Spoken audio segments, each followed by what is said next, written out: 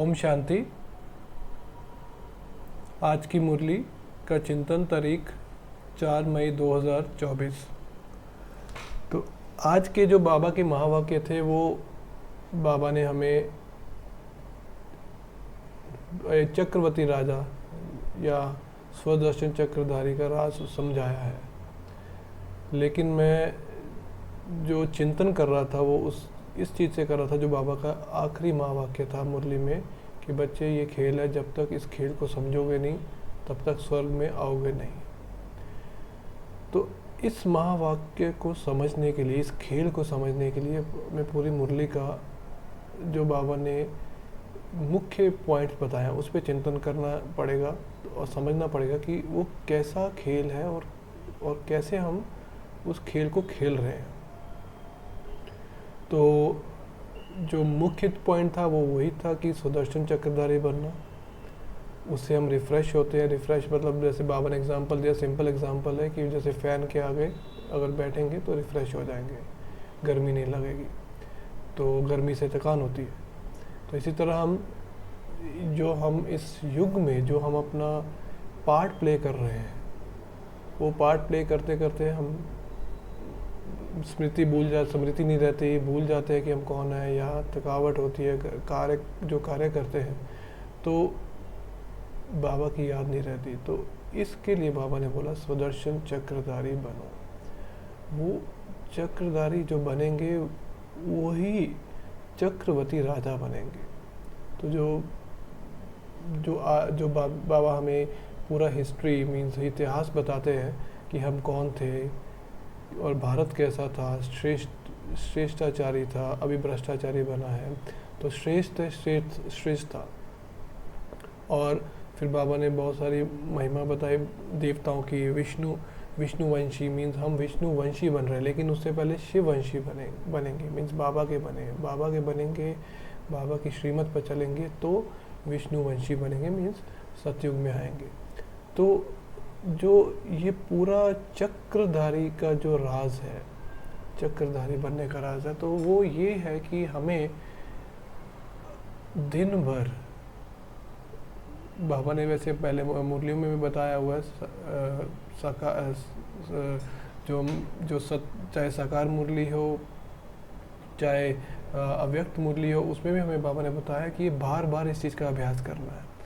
तो जब हम ये चीज़ का अभ्यास करते हैं स्वदर्शन चक्रधारी बनने का, तो उससे हमें क्या मालूम पड़ता है, एक तरह से हम अपना स्वरूप इमर्ज करने लगते हैं।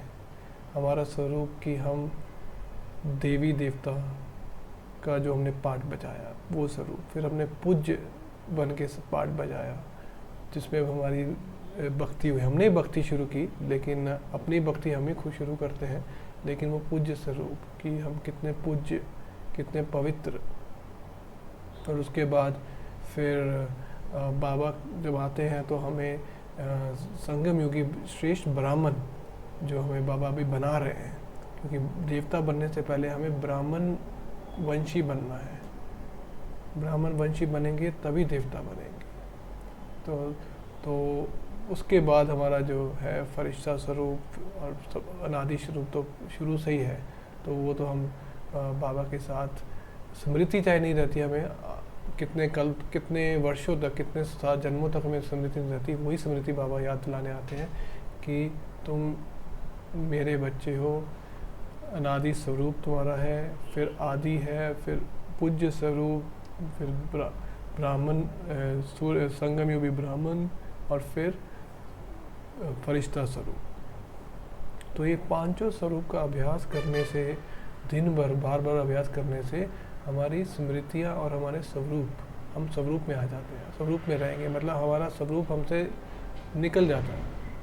हम इसको तो फिर अब याद करेंगे, चक्र फिर आएंगे, फिर वापस आ जाएंगे। तो रिफ्रेश मतलब वो कि हम अपने वापस स्वरूप में आ गए। तो इसलिए चक्रधारी बनना बहुत ज़रूरी है, हर दिन बार बार। तो ये एक आज का अभ्यास, मैं सोच सकता हूँ कि आज से ये अभ्यास शुरू किया जा सकता है। अगर नहीं कर रहे, मैं तो इसको ज़रूर कंटिन्यू करने वाला हूँ और ज़्यादा बढ़ाने वाला हूँ अभी से।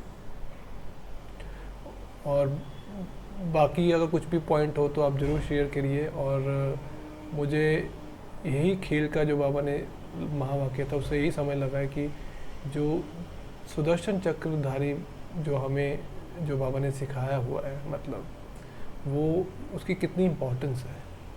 अगर हम वो नहीं प्रैक्टिस करते तो हम अपना स्वरूप कभी इमर्ज नहीं कर पाएंगे, और हमें विष्णुवंशी बनने से पहले धारणा अभी करनी है, मतलब उसके लक्षण अभी दिखाने हैं इस युग में, इस जन्म में, तभी हम विष्णुवंशी बनेंगे, मतलब सतयुग में आएंगे।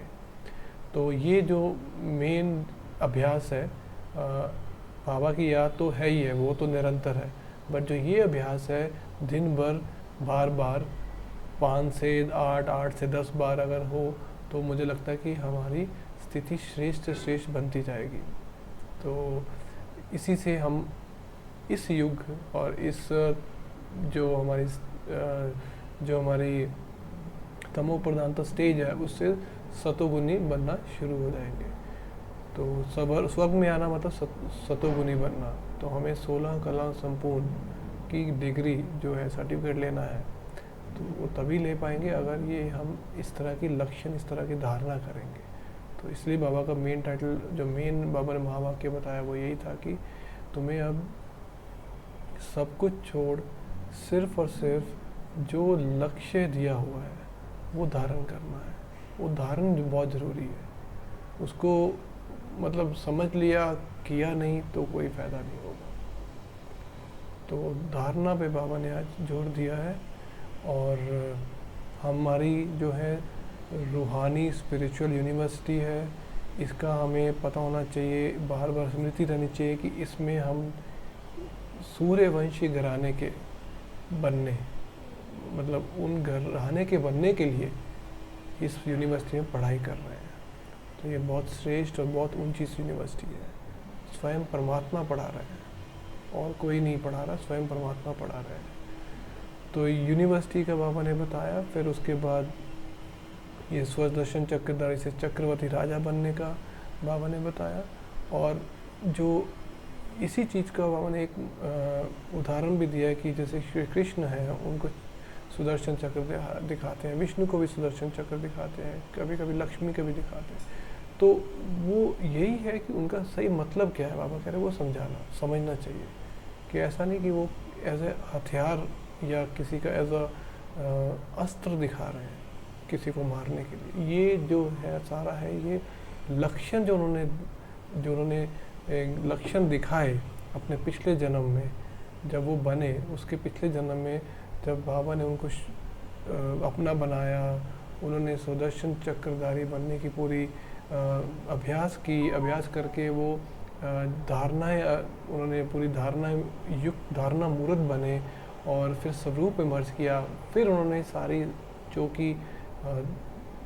जो भी दैवी गुण या जो 16 कलाएं हैं वो उन्होंने धारण करने के बाद ये इनका प्रतीक है कि उनको ऐसा दिखाया है सुदर्शन चक्रधारी।